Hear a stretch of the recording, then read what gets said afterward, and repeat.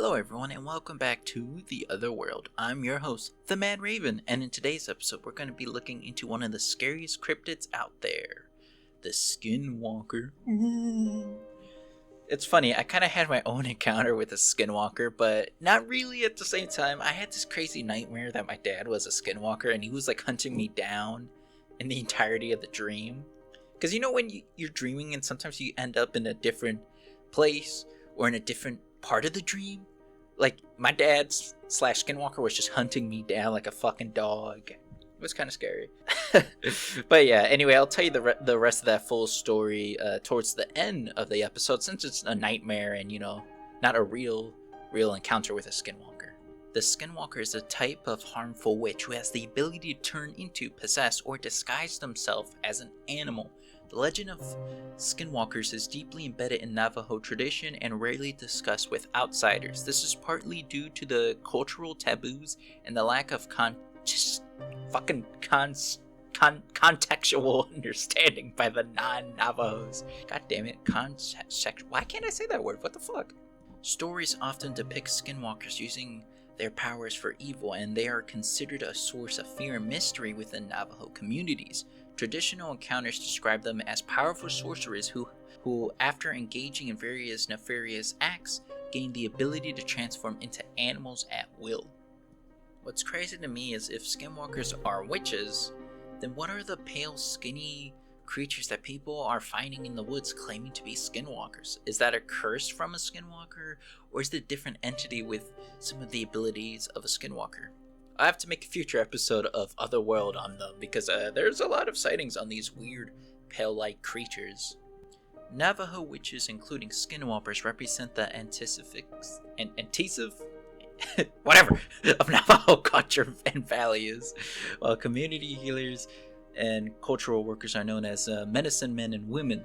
Witches are seen as evil, performing harmful ceremonies and manipulative magic and a perversion of the good works medicine people traditionally perform. In order to practice their good works, traditional healers may learn about both good and evil magic in order to protect themselves against evil. But people who choose to become witches are seen as corrupt. Skinwalkers tend to use the coyote and other animals associated with death and bad omens. They might also possess living animals or people and walk around in their bodies, which is horrifying.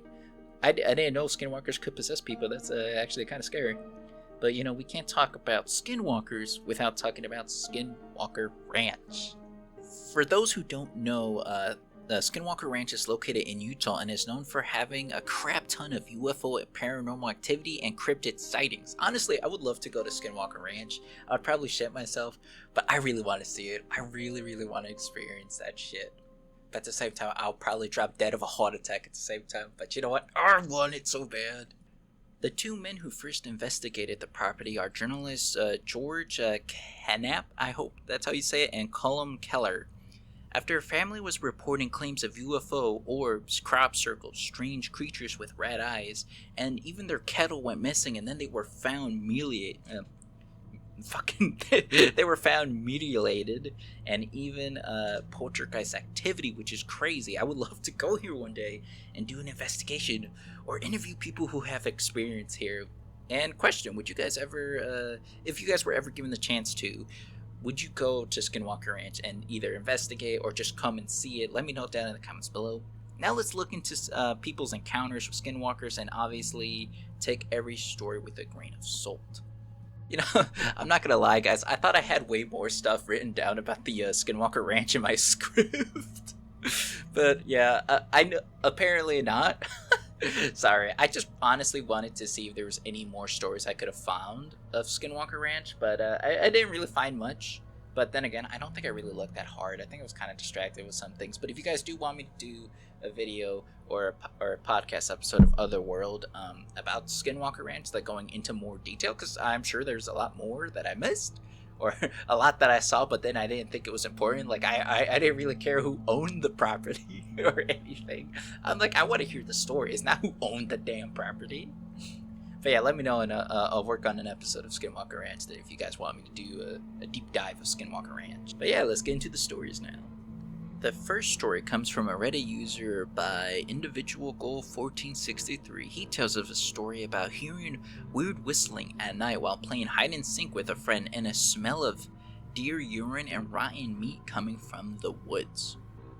So about a month or two ago, I was outside with a friend playing hide and seek at night, and we would whistle every couple minutes to hint each other to our location. I also lived pretty deep in the woods of the PNW, so this was kind of a dumbass move setting aside what happened. But anyways, after about an hour of us being outside, I'm up in a tree watching my friend look for me, and I hear a whistling coming from my friend's direction. At first I thought it was him, but about after 5 seconds I realized it was about 100 feet too far to be him, and then he started going after the whistle, which later he said he thought it was me. Side note, this wasn't a normal whistle either. It kept the same pitch for about 2 seconds and didn't drop or rise like a normal whistle does. Anyways, I decided to yell at him saying that isn't me because I've heard a lot of stories about whistling from my family in Appalachia, and he comes running in my direction screaming. So I hopped out of the tree and we both ran inside as quick as we could. Now that's the extent of what happened that night, but here's what really convinced me something's going on.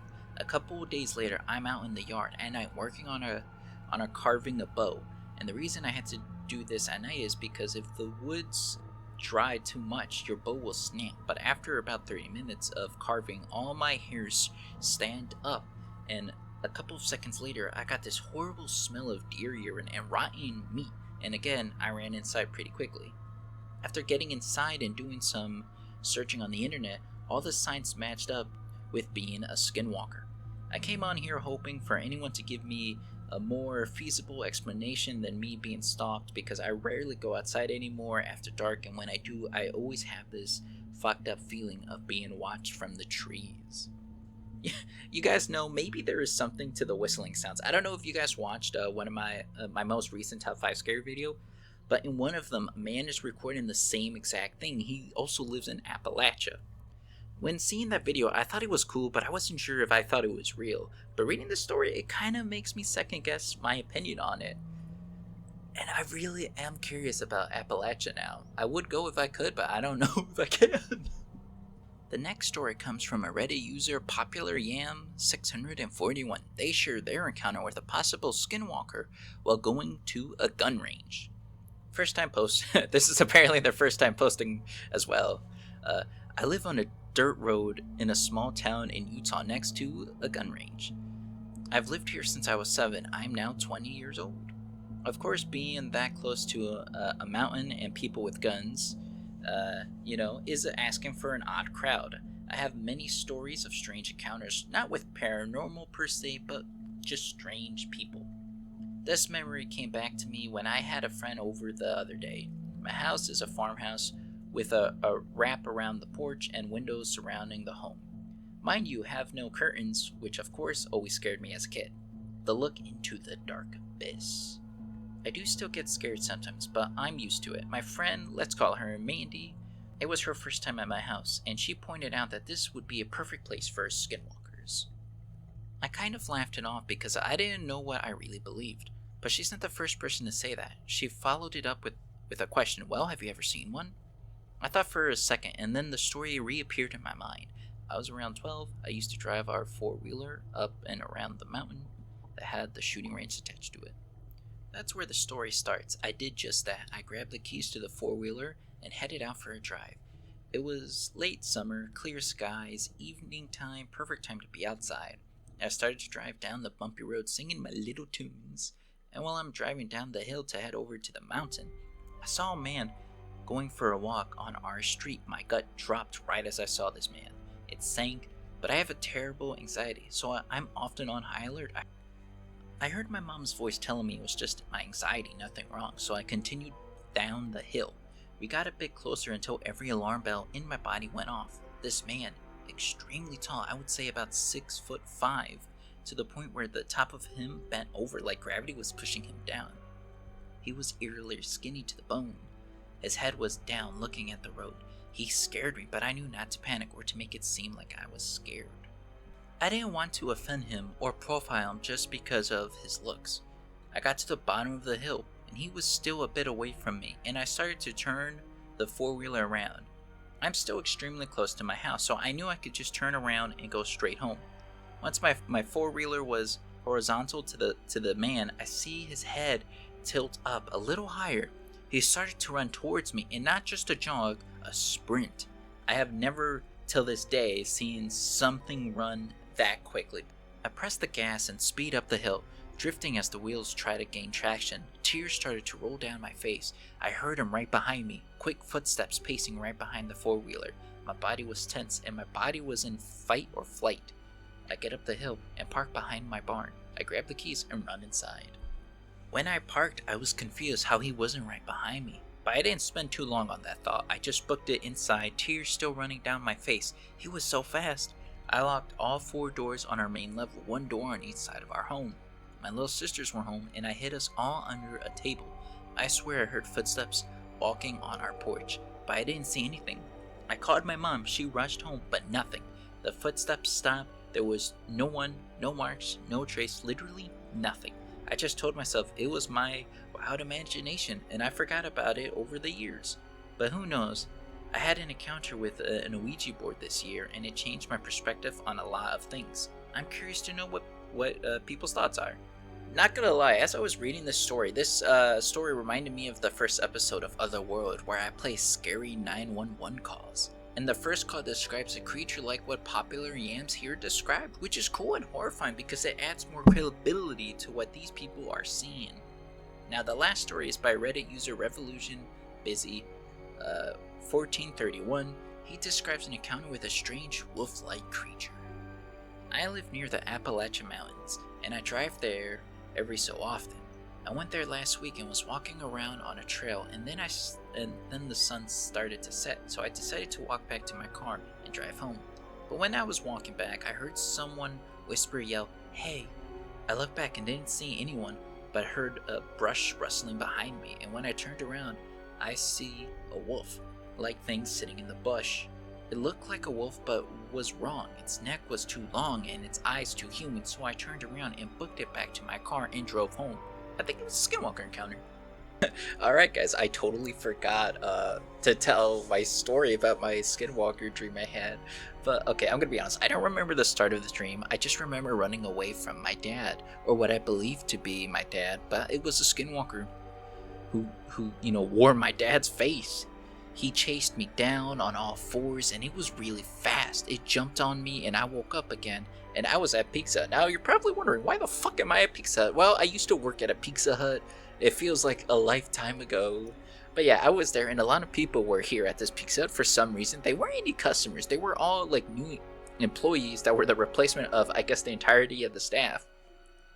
Everyone who I worked with was there and pretty much hated me and was hurting me for some reason. I remember I was bleeding a lot. I ended up falling asleep and waking up at my grandma's house, but with a girl who I didn't recognize, yet I knew in this dream she was supposed to be my girlfriend. At least that's how it felt like when I saw her. I met her dad and he decided to shoot me with a shotgun. But I didn't wake up from this dream. I just ended up floating there. I saw my dead body on the floor, then this dad turned around and looked at me and was surprised that I was still standing there. But after he just killed me, I told him this was all a dream, and I jumped off the stairs to prove it. And my grandma's house is like a 2-story house. They have the top floor, the basement, so I jumped down to the basement, and I didn't wake up when I got to the bottom of the stairs because I just fell off. I felt the pain of falling down the stairs, and then when I look up, I'm no longer at my grandma's house. I'm somewhere else. I'm outside and alone. I heard a sound of a lawnmower coming my way, but I never actually saw it. And for some reason, I thought of my dad with the lawnmower sound for some weird reason. Anyway, I ran again to hide, but as I ran, I hear like a thumping sound behind me, and I see the Skinwalker. And I got some random email. I see the Skinwalker. It came back, and it moved so quickly, and he jumped on me. I was on the floor before I knew it, fighting to stay alive. I tried to grab my pocket knife, but the Skinwalker with my dad's face slammed my arms to the ground before I could get my weapon. It bit me, and then it started dragging me away. I remember trying so hard to grab anything, but there was nothing I could have done. nothing I could have grabbed. And then the dream's POV changes into like a nice, beautiful forest scenery, and I could hear myself screaming in the distance. And then I woke up for real this time. And that dream was definitely one of the scariest dreams and confusing ones I've ever had. And then what's crazy is I remember reading something that a skinwalker, that if you see skinwalker in your dreams, it means something bad is coming for you or you're being hunted down by an actual skinwalker. Now this dream I maybe had a couple of years ago now, which is crazy that I still remember it. But yeah, that was my nightmare that I had with like a skinwalker. And I guess I could go into detail of what the skinwalker with my dad's face looked like. It was tall, it was skinny, and its joints were like bent over like kind of like a deer's joints, but like more creepy and deformed looking. I don't know, it was very scary. I think its eyes were white and it had like razor sharp teeth. It was terrifying, man. And like, no matter where this dream took me, like to Pizza Hut or to my grandma's house, I always just kind of had this really bad and evil presence in this dream. So like in my head, I knew I need to get out of here because this creature was still hunting me down and trying to get to me. And in the end, it unfortunately got me. I don't know, man. It was trippy. That's all I gotta say, man. It was fucking trippy. Honestly, if I saw that thing looked like a wolf with human eyes, I would have shat myself and probably dropped dead, guys. But yeah, if you ever had a story and you want to share it with me, you can by sending me an email to gmail@themadraven20@gmail.com or by sharing your story in the comments below. Thanks for joining me on another adventure through the other world. I am the Mad Raven, and I'll see you next time in the other world.